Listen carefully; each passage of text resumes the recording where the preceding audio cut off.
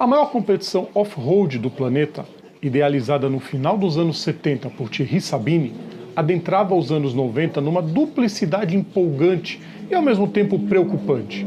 Se por um lado aumentava cada vez mais a participação de pilotos e montadoras que ingressavam de forma oficial na prova, a segurança preocupava cada vez mais os organizadores, especialmente no Mali e na Mauritânia. Se a violência era algo que a organização não pôde controlar, e isso causou inclusive a saída da prova do território africano, foquemos no que interessa para nós, que é a competição. E no fim dos anos 80, os brasileiros começaram a desbravar o Saara, tendo Clever Colbert e André Azevedo como seus pioneiros.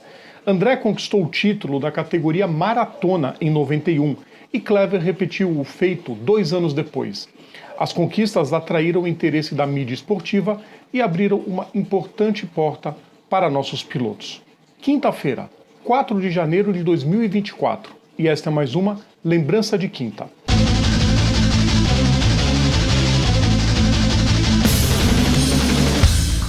Salve a todos os nossos ouvintes, salve a todos os nossos seguidores, sejam todas e todos bem-vindos. Eu sou o Rodrigo Vilela, hoje é dia de TBT, quinta-feira, você sabe, é dia de lembrança de quinta, dia da gente lembrar mais um momento clássico das pistas. Antes da gente começar, o pedido de sempre, deixem um like nos nossos vídeos, compartilhem nosso conteúdo, inscrevam-se no nosso canal e ativem as notificações. Anos depois de ver seu irmão, Jean Azevedo, estrear no rally, seguindo a tradição de bons pilotos da família natural de São José dos Campos, André migrou das 2 para as 4 rodas. Primeiro foi navegador de Clever na conquista de 2 títulos consecutivos do Rally dos Sertões, a principal prova do off-road brasileiro, em 97 e 98. Mas André já pensava grande. Antes, vamos colocar que o Paris-Dakar já tinha tido em 97 a primeira vitória geral de uma pilota em uma etapa. Foi com Jutta Kleinschmidt, naquele rally que começou e terminou em Dakar. Em 98, Stéphane Peterhansel conquistou seu último título nas motos, enquanto Karel Lopré, também chamado de Monsieur Dakar, faturava o tetra nos caminhões. E essa conquista teve ligação direta com André e o ano de 99. A Brasil Dakar, com grande apoio da Petrobras, que era a patrocinadora master, se inscreveu pela primeira vez para a disputa, que naquele ano teria largada na cidade espanhola de Granada. E justamente por causa do título de Lopré um ano antes, que o time Brazuca optou por correr com um Tatra, caminhão tcheco muito conhecido por sua resistência. André contou no time com Tomasz Tomicek, engenheiro da fábrica, exímio conhecedor da mecânica dos caminhões Tatra e nome fundamental no título de 95, quando ele esteve ao lado de Lopré. Mas faltava mais um, ou melhor, uma. Por causa de uma palestra da revista Exame intitulada Empreendedores do Ano, Azevedo conheceu Leilani Neubart. A então apresentadora do Bom Dia Brasil, na Globo, foi, digamos, conquistada pela equipe e por André, que julgou primordial ter uma jornalista e das grandes acompanhando em tempo integral a equipe. Leilani topou, depois de André e Clever tirarem sarro dela, duvidando que ela, abre aspas, tiraria a roupa arrumadinha de telejornal e encarasse o Dakar com eles, fecha aspas. Ela foi. O ineditismo já começaria daí, afinal ela seria a primeira mulher sul-americana a estar na prova como tripulante e mesmo sem saber direito as reais condições que enfrentaria, embarcou na aventura. Mesmo com seu marido à época, o também jornalista Olivier Petit, enchendo a cabeça de Leilani de medos e perigos. Participação confirmada, contou ela em entrevista ao Grande Prêmio anos depois, Petit passou a apenas alertá-la sobre o que poderia acontecer. Mas ela seguiu para a Europa. Leilani se preparou junto à equipe em Cabo Frio, na região dos Lagos do Rio de Janeiro, para tentar simular um pouco das dificuldades que teria ao encarar o Saara. E Neubart mostrou que estava muito apta a vencer os desafios do deserto. Na mesma entrevista que eu citei há pouco, Leilani revelou que achava que, por ser a estreia da equipe, iam andar na rabeira, iam poder parar para filmar as paisagens e se surpreendeu a perceber o ritmo que o time teve durante todos aqueles dias. A disputa começou no dia 31 de dezembro de 98, na cidade andaluz. Para os caminhões, o prólogo foi apenas um reconhecimento, mas logo de cara se viu que o time brasileiro não iria fazer figuração. O ritmo surpreendeu André, por se tratar de um caminhão já com 4 anos de vida. Mas Tomiček queria provar ao mundo que as conquistas de Lopré também se deram graças a ele.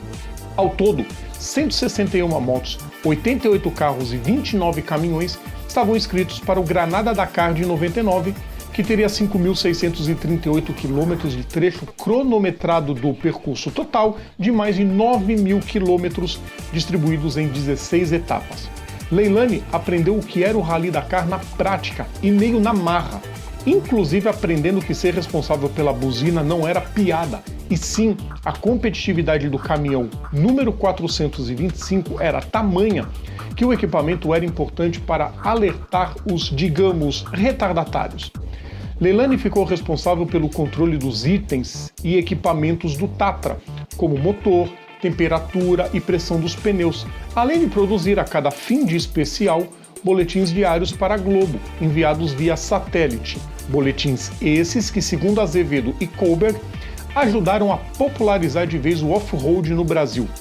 André, estreante nos caminhões, era o piloto principal e Tomiček o navegador, mas ambos se revezavam nessas duas funções em alguns momentos.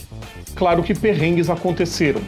Em uma prova com diferentes terrenos e superfícies, empecilhos são absolutamente corriqueiros, mas 3 momentos marcaram muito o trio.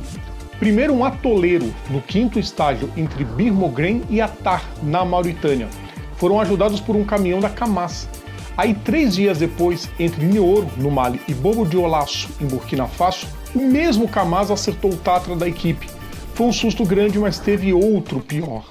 No caminho entre Mopti e Tombouctou, no Mali, o trio se perdeu e ficou deslocado da rota por mais de 50 quilômetros.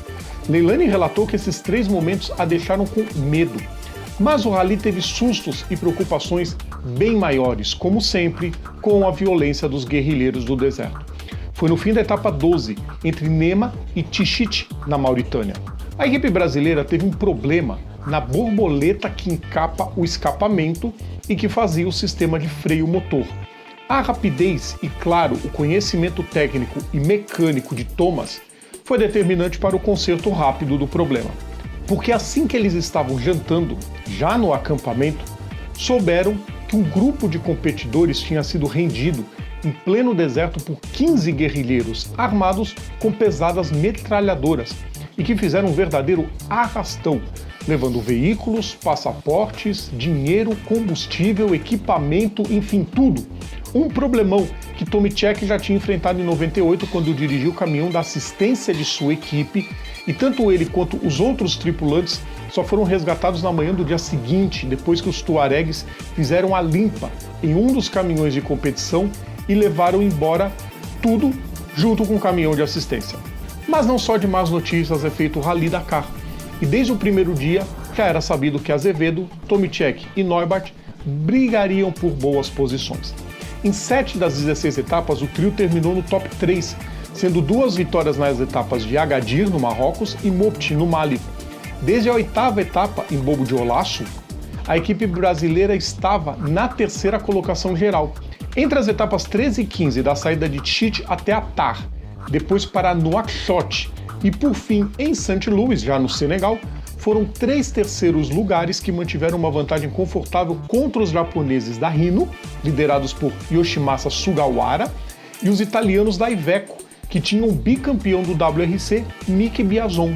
A posição conquistada até aquele momento era mais do que essencial, porque os problemas mecânicos estavam ficando cada vez mais recorrentes e o risco de não completar o rally era grande. Mas com essa sequência de top 3, eles partiram de St. Louis rumo a Dakar, apenas administrando a boa vantagem.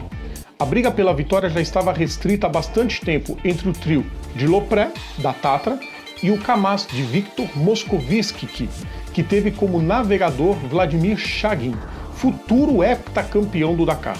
Então a equipe brasileira tratou de colocar o regulamento às claras e de apenas completar em segurança a etapa final, em Dakar, no Lago Rosa, para colocar a bandeira brasileira pela primeira vez no pódio geral.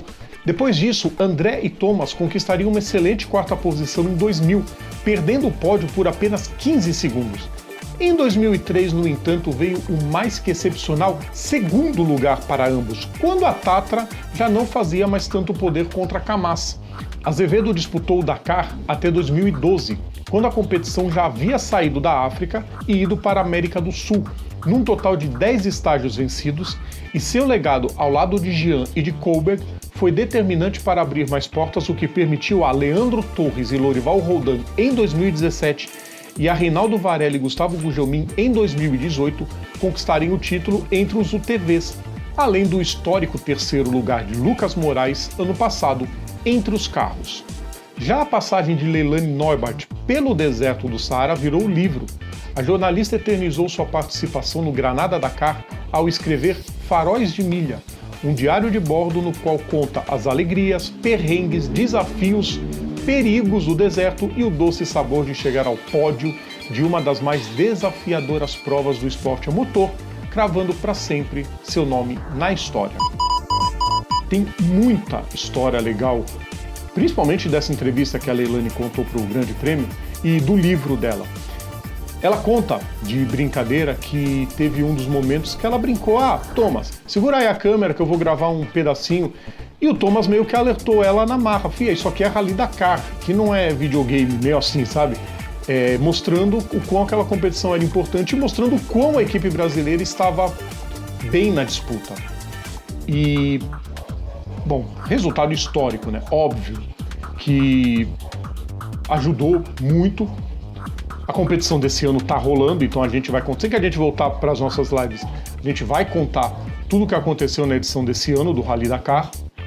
Mas tudo começou com os Azevedos e com o Kleber Kohlberg, que foram importantíssimos para essa abertura de porta do off-road, que só cresceu de lá para cá, muitos brasileiros participando, como a gente citou, 2 vezes campeão nos UTVs, depois o Gustavo Gugelmin ainda conquistaria 2 títulos com outras parcerias. Mas mais do que importante, é primordial essa abertura de porta, esse pioneirismo do Jean e do Kleber. E hoje a gente tem vários bons pilotos no rally, tem uma prova de off-road aqui, que é o Rally dos Sertões, que é muito disputada até pelos estrangeiros também. E tudo isso começou lá atrás, lá em 88, e no ano que se completa 25 anos do nosso primeiro pódio na categoria geral, a gente tinha que relembrar essa história, é claro, porque ela é cheia de ineditismos. Eu sei que vocês gostaram, né, pessoal? Então, lembrando, semana que vem tem um personagem de terça, a lembrança de quinta volta daqui a 2 semanas. Lembrando sempre, todo o nosso conteúdo tá no YouTube, tá nas plataformas digitais ou então assinando o nosso feed is.gd/programa Papo Veloz. Sigam também nossas redes sociais, é só procurar a gente por PGM Papo Veloz. Um grande abraço a todos e até terça-feira que vem. Tchau!